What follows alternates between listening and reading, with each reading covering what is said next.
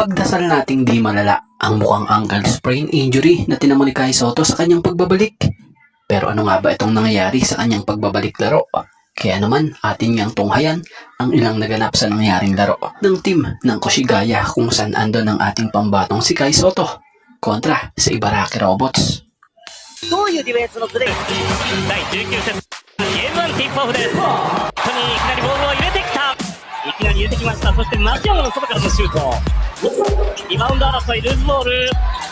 それをさあ陣が丘ジェイコブセンゴール下入っていく。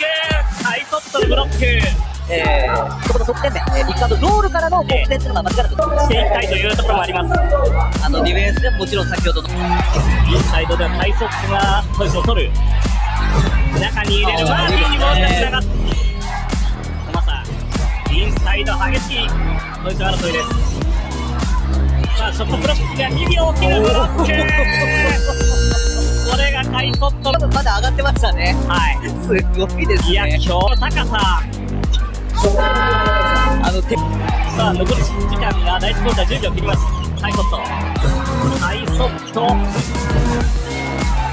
中に入れさせない。ただよくここよく菅原飛び込んでいきました。さあそれアルファーズの第19節ゲーム1第1クォーター終了して、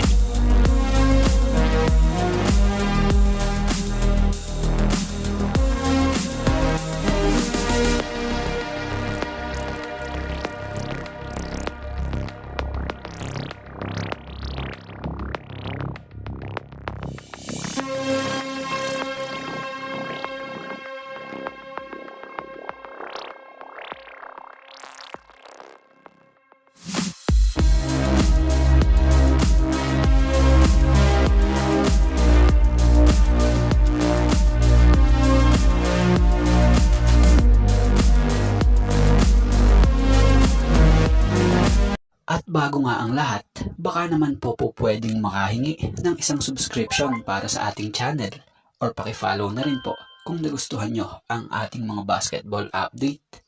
At kung ito na may makakabigat para sa inyo, kahit isang like and share na lamang po. Maraming salamat po.